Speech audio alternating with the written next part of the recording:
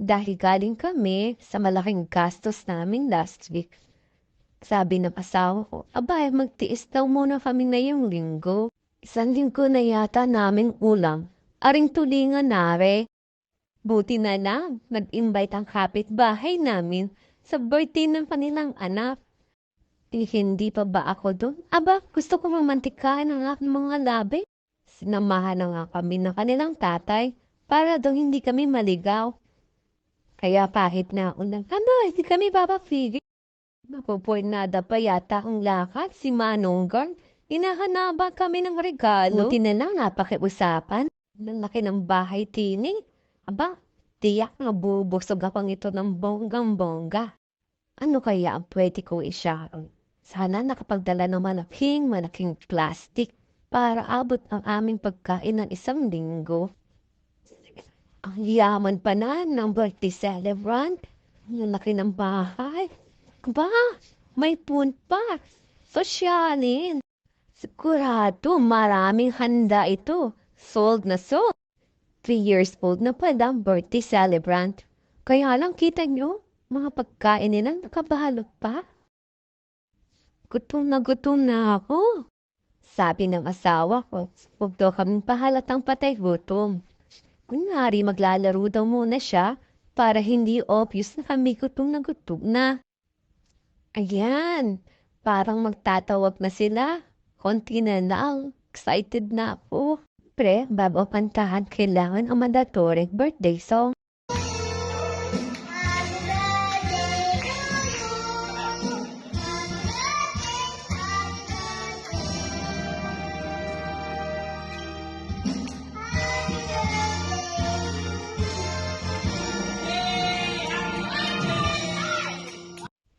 Napo, one more time pa daw.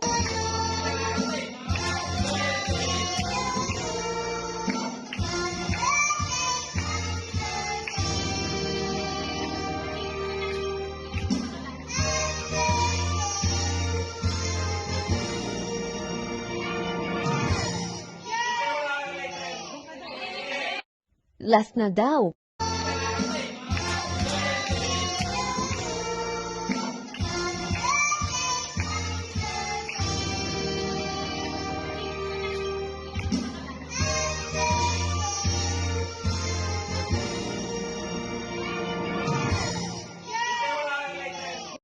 Di na nga niya kinayang. Ito, kita nyo?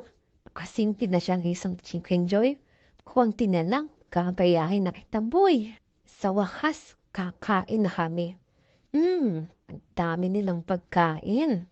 Ano kaya ang pwede kong isyam sa mga to? Teka. Kailangan ko dito ang superpower ni Sharon. Kailangan pag-isipang mabuti.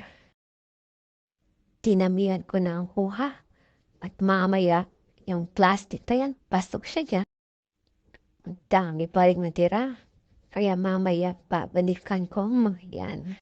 Kaya sabi ko sa anak ko, anak, mag-swimming ka muna habang si mami magsasharon na paksanin ko nating pagkain.